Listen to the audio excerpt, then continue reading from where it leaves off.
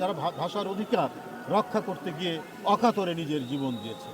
এটা ছিল অধিকারের সংগ্রাম।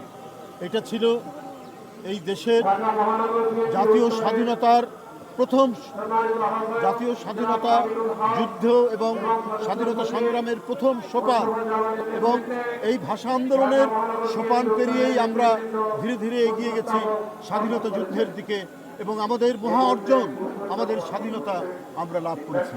তাই আমাদেরকে যখনই আমরা কোনো স্বৈরাচারের কবলের মধ্যে পড়েছি, যখন দেশে গণতন্ত্র হারা মানুষ বন্দিশালার মধ্যে বাস করেছে, তখন 52 আমাদেরকে উদ্বুদ্ধ করেছে, আমাদের প্রেরণায় জাগরিত করেছে যে কিভাবে আমরা এই স্বৈরাচারের বিরুদ্ধে, অত্যাচারের বিরুদ্ধে আমরা লড়াই করব। এই প্রেরণাতেই আমরা দীর্ঘ 16-17 বছর সংগ্রাম করেছি। আমাদের অনেক নেতাকর্মীকে গুম করা হয়েছে, ক্রস ফায়ারের শিকার করা হয়েছে।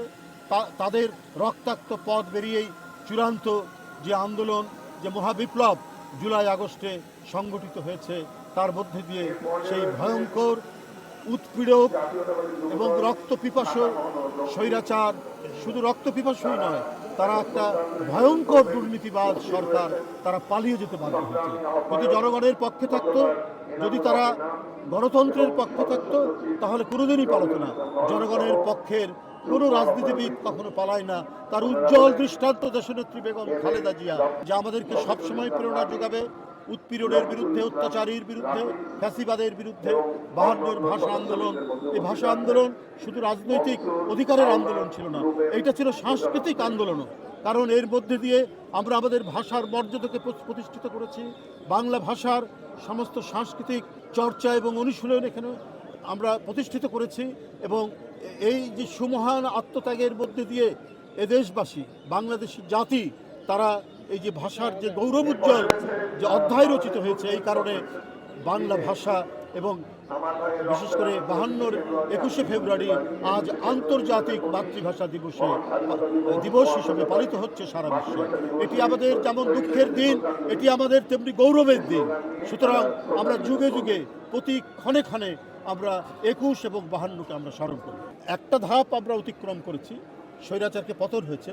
এখন গণতন্ত্রের পথে, চূড়ান্ত গণতন্ত্রের পথে যাওয়ার জন্য আমরা সেই পথ দিয়ে আমরা হাঁটছি। আমরা আমাদের দাবিগুলি বলছি, দাবিগুলো যে একটা অবাধ, সুষ্ঠু, ইনক্লুসিভ নির্বাচন হতে হবে এবং সর্বাগ্রে জাতীয় সংসদ নির্বাচন করতে হবে। কারণ বিগত 17 বছর রাজনৈতিক শক্তি এবং রাজনৈতিক দল এগুলোকে ধ্বংস করা, যারা গণতন্ত্র চেয়েছে, ধ্বংস করার চেষ্টা করেছে। আমরা আশা করি অন্তর্বর্তীকালীন সরকার সেই রাজনৈতিক প্রক্রিয়ার জন্যই আগে জাতীয় সংসদ নির্বাচন দেবেন, এবং এই রাজনৈতিক নেতৃত্বের মধ্যে দিয়ে যে দলকেই ক্ষমতায় দিক জনগণ, তাদের মাধ্যমেই আপনার স্থানীয় সরকার নির্বাচন হবে এবং গণতন্ত্রের চর্চা এবং অনুশীলন এটা অব্যাহত থাকবে। আমরা ন্যায় বিচার, আইনের শাসন, বিচার বিভাগের স্বাধীনতা, এগুলো তো হচ্ছে এক একটা স্তম্ভ, এটা স্তম্ভ প্রকৃত গণতন্ত্র চর্চার জন্য। আমরা সেই বিষয়গুলো আপনার চর্চিত হবে, সেই বিষয়গুলো প্রতিষ্ঠিত হবে। সেটি হচ্ছে একটি অবাধ